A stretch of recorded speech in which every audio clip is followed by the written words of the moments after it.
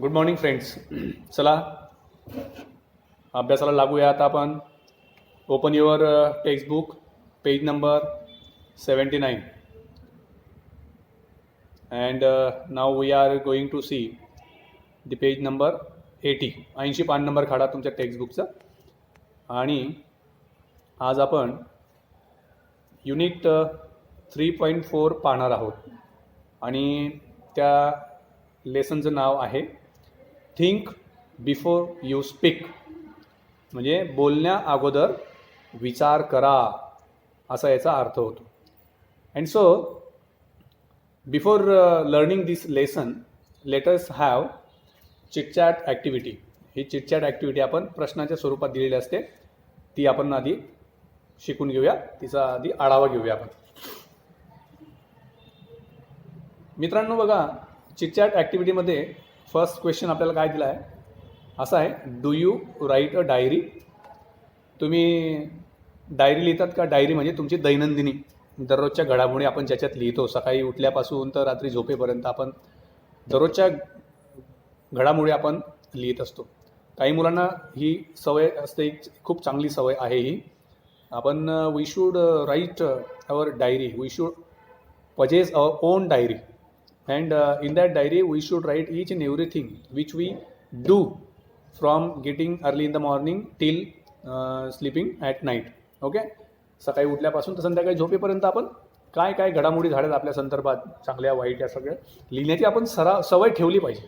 पुढे भविष्यात ही लिखाणाची सवय आपल्याला खूप कामास येते. तर तुम्ही जर वर्गात राहिला असता तर तुम्ही उत्तर दिलं असतं. काहींनी उत्तर दिलं असतं, yes sir I write a diary. Someone might have told me that no sir, I don't write diary, I don't have my own diary.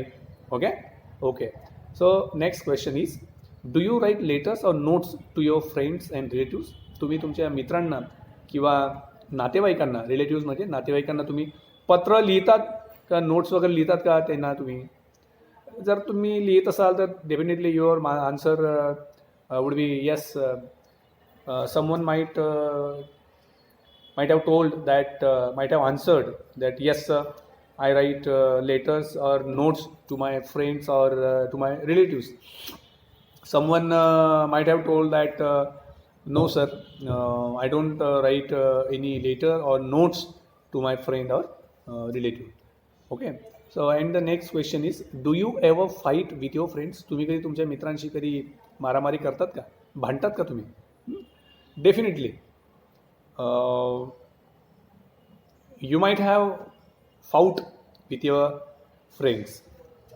Someone might have answered that no sir, I do not fight with my friends. Okay, the next question is,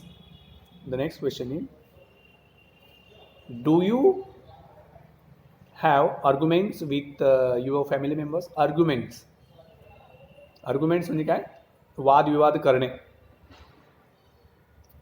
what are the arguments about. जी तुम्ही ज्या विषयावर चर्चा करतात, argument करतात तुम्ही तुमच्या family मेंबर्सशी, घरच्या लोकांशी तुम्ही ज्यावेळेस चर्चा करतात किंवा वादविवाद करतात, तर कशाविषयी वादविवाद करतात? काहींनी सांगितलं असतं की वॉचिंग टी व्ही. समजा आई वडील म्हणतात की we should not watch television for long time. जास्त वेळेसाठी आपण टी व्ही पाहू नये. And you might have argued with your parents or any with your family members that no, watching television for a longer period is good. There is nothing bad to see television for a long period. Definitely in this way you might have answered this question. Okay, now आपण पुढे बघूया आता. Read the following words which may be used in place of speak. म्हणजे speak म्हणजे बोलण्याच्या ऐवजी खालील शब्द सुद्धा वापरले जातात. टू स्पीक म्हणजे बोलणे, तर दुसरा शब्द आहे टॉक म्हणजे पण बोलणे. अटर म्हणजे उच्चारणे म्हणजेच बोलणे. टेल म्हणजे सांगणे म्हणजेच बोलणे. अनाऊन्स म्हणजे घोषित करणे म्हणजेच बोलणे. डिक्लेअर म्हणजे जाहीर करणे म्हणजेच बोलणे. ओके, तर अशा पद्धतीनं हे शब्द आहेत. पुढे आता बघूया आपण voice into bracket and opinion, सल्ला इत्यादी वगैरे.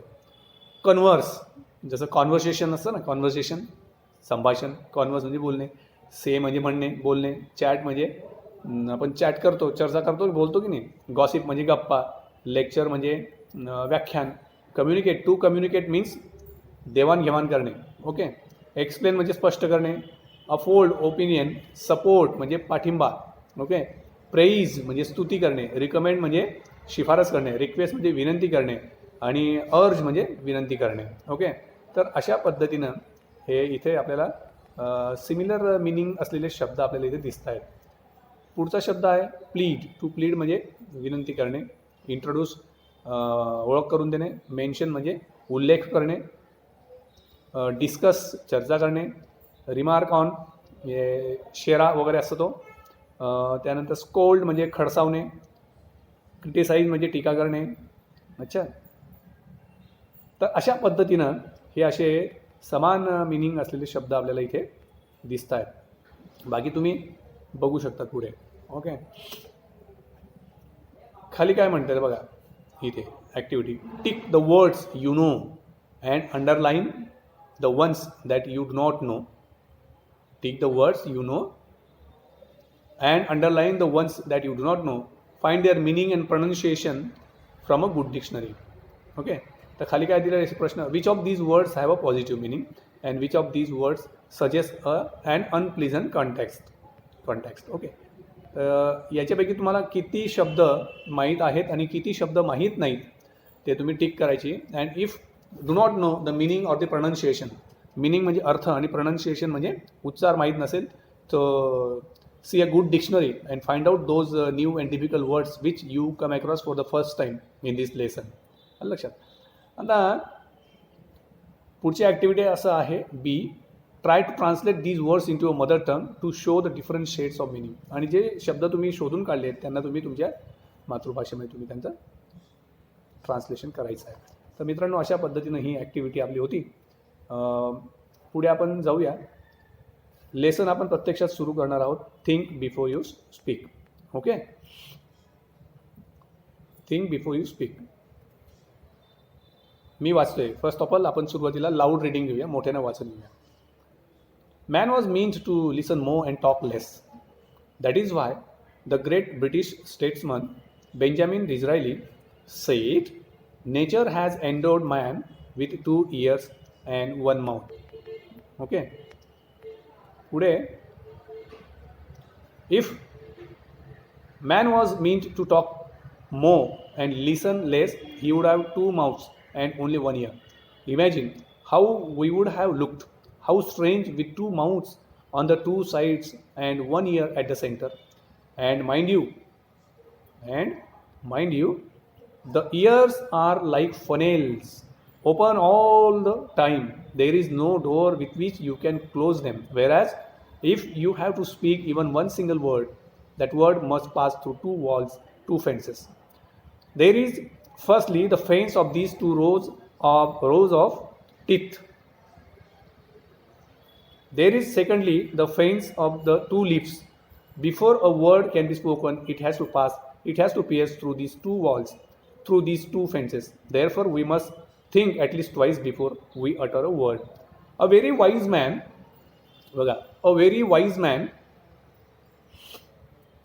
once remarked that of the unspoken word you are a master, of a spoken word you are a slave. Once you have spoken a word, you cannot get it back. Do what you will. Therefore, you must be very careful about words that you speak. Once the word has left your lips, you will not be able to get it back. What are unspoken words? They are things you want to say but remain unsaid. As thoughts in your mind, once you have put the thoughts into words, once the words have left your lips, you cannot change them or control them. A young man went to his spiritual teacher and said, I have spoken very harsh and unkind words to my friend, and he is deeply hurt. I am afraid I have lost my friendship with him. How can I make amends? Pude, the wise teacher gave him a fresh sheet of blank paper and a pen. He said to the young man, write down on this paper all the harsh things you say to your friend. The young man did as he was told and showed the paper to the teacher. Okay. पुढे आपण बघूया आता. पुढे काय म्हटलेलं आहे? नाव tear up this sheet of paper into as many small bits as you can, the wise teacher said. Soon the single sheet was torn into 100 tiny bits of paper. Throw the bits out of this window, the teacher told him. That was easily done. It was a windy day, and the tiny bits were scattered far and wide, even as the young man watched. Now go out. Now go out into the street and collect as many bits of paper as you can, the teacher ordered him. The young man was taken aback. But that will be difficult, he stammered. It will be difficult indeed, but do give it a try, the teacher suggested. The young man went out. He returned half an hour later, exhausted. He had not been able to get hold of a single torn bit from the paper he had torn up just a while earlier. This is what happens with the spoken words, the teacher said to him. Once you have spoken the words aloud, it is very difficult to take them back. Therefore, learn to think before you speak in anger. अशा प्रकारचा हे आपण ह्या लेसनची loud reading बघितलेली आहे. पुढच्या तासाला आपण याला मराठीत एक्सप्लेन आपण करून घेणार आहोत. अजून एक काही मॅटर दिलेला आहे, तो सुद्धा आपण नेक्स्ट पिरियडला आपण तपासणार आहोत. आज आपण इथे थांबूया आणि पुढच्या तासाला पुढच्या नवीन गोष्टी आपण शिकूया. Till then